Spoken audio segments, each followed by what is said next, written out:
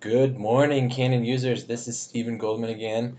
We're looking at some technical analysis this week, and we're going to learn again about some of my favorite indicators, moving averages, and how they're different. There are so many kinds, so we just wanted to jump in and show you the difference. We're going to look at HEMPCO this week up in Canada.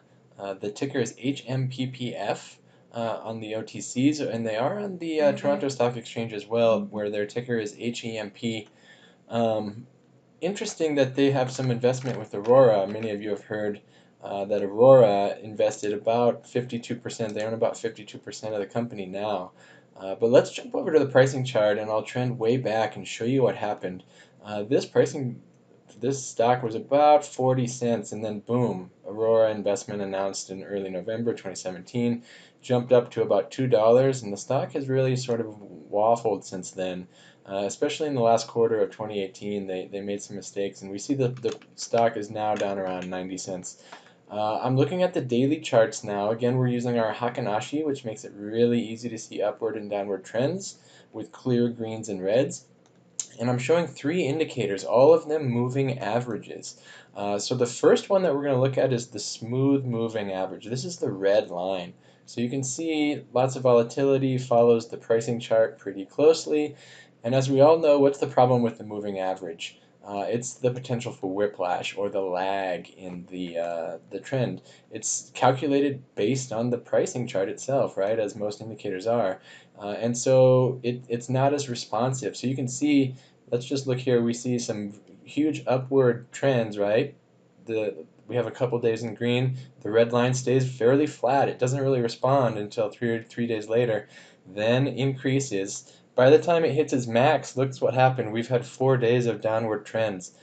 So that's the lag. These things respond days after, and by then we've missed the mark.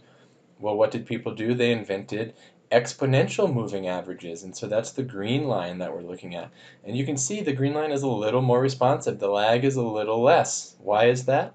It's because exponential moving averages are weighted towards time periods closer to the present. So they're not looking at the whole length of time previously as the same weight. They're weighting more recent events as higher weights, less lag. So that's great. We're a little better, but you can see the max here still two periods away. So there's a lag. It's less than a smooth moving average, but there's still a lag. So whiplash still potential. So what have people done? Now they've created adaptive moving averages, which multiply the weight of an exponential moving average with the volatility or some other sort of factor. And so we're showing that in blue here. There are many types of adaptive moving averages. Here I'm showing just one kind, the Kaufman. And you can see way less volatility in this line, right? Prices go up and down, and the Kaufman goes up a little bit, then we see this big down movement, Kaufman comes down. So it's really smoothed out all the volatility with those volatility times weight markers. So now you know the difference in a lot of different moving averages. You know what to watch for, but traditionally we're still watching price. Is it above or below the moving average that we're looking at? So look at here. October 18, the end of last year, we had a period where all three of these moving averages, the price was below. So we know what that means. Similarly, December, not too long ago, price is above all three moving averages. We also know what to do when that happens. And look, just recently, last couple of days, January 8th, 9th, and 10th, we just had a cross above all three moving averages. So HEMPCO, keep an eye on them. We know what this means, whether it's a buy or a sell trigger from other videos.